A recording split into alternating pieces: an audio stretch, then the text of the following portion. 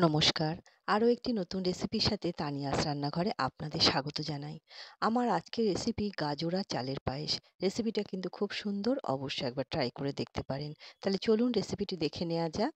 রেসিপিটি তৈরি করার জন্য আমি এখানে নিয়েছি ১ বাটি গোবিন্দভোগ চাল। হাতের মুঠো করে নিলে ১ মুঠ চাল হবে। চালটা খুব ভালো করে আমি ধুয়ে নিলাম। এবার এর মধ্যে ৫ থেকে ৭ খানা কাজু বাদাম দিলাম, দিয়ে জল দিয়ে ভিজিয়ে রেখে দিচ্ছি যতক্ষণ না আমি গাজরটা গ্রেট করে নিচ্ছি। এখানে আমি ৩ টে গাজর নিয়েছি। গাজরগুলো পরিষ্কার করে ধুয়ে নিয়েছি। নিয়ে খোসা ছাড়িয়ে আবারও কিন্তু গাজরটা আমি খুব ভালো করে ধুয়ে নেব। গাজরগুলো খোসা ছাড়িয়ে ধুয়ে নিয়েছি। এবার আমি গাজরগুলো গ্রেট করে নিচ্ছি। গাজরগুলো গ্রেট করে নেওয়া হয়ে গেছে। ঠিক দেখুন এরকম হয়েছে। এবার আমি যে চাল আর কাজুটা ভিজিয়ে রেখেছিলাম, এটা কিন্তু খুব ভালো মতো ভিজে গেছে। এবার সমস্ত জল সমেত চাল আর কাজুটা আমি একটা মিক্সিং জারের মধ্যে নিয়ে নিচ্ছি। নিয়ে একটা পেস্ট তৈরি করে নেব। পেস্টটা কিন্তু খুব একটা মিহি করে করব না। কিরকমভাবে করছি সেটা আমি আপনাদের দেখিয়ে দিচ্ছি। পেস্টটা তৈরি করে নেওয়া হয়ে গেছে। দেখুন একটু দানা দানা রেখেছি, একদম কিন্তু মিহি করে করা হয়নি। এদিকে আমি ১ লিটার দুধ ফুটতে বসিয়ে দিয়েছিলাম। দুধটা কিন্তু খুব ভালো মতো ফুটে গেছে এবং অনেকটা ঘনও হয়ে গেছে। ওদিকে গ্যাস ওভেন অন করে আমি একটা কড়াই বসিয়ে দিয়েছি। সেই কড়াইয়ের মধ্যে আমি দিচ্ছি ২ চামচ ঘি। এবার কাজু বাদাম আর কিশমিশ একটুখানি ভেজে নেব। কাজু বাদাম আর কিশমিশটা ভেজে তুলে নিচ্ছি।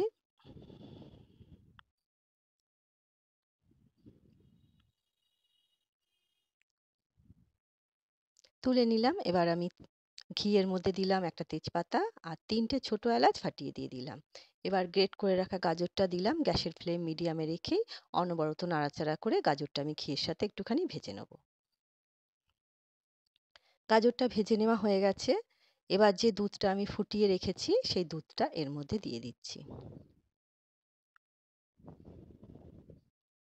সম্পূর্ণ দুধটাই দিয়ে দিলাম। এবার সমস্ত কিছু খুব ভালো করে মিশিয়ে দেবো। গ্যাসের ফ্লেম কিন্তু এই পর্যায়ে একটুখানি হাইতে করে দিয়েছি।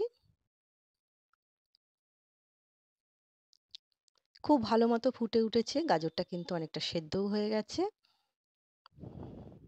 আর দুধটাও বেশ ঘন হয়ে এসছে।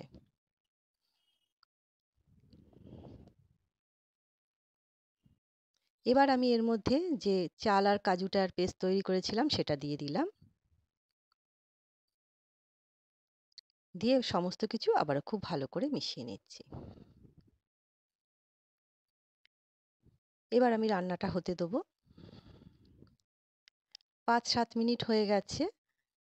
চালটা মোটামুটি পেস্ট করাই ছিল, একটু দানা দানা ছিল, অনেকটা সেদ্ধও হয়ে গেছে আর দুধটাও কিন্তু অনেকটা ঘন হয়ে এসছে। এবার আমি এর মধ্যে যে কাজু বাদাম আর কিশমিশটা ভেজে রেখেছিলাম সেটা দিলাম আর পরিমাণ মতো চিনি দিচ্ছি।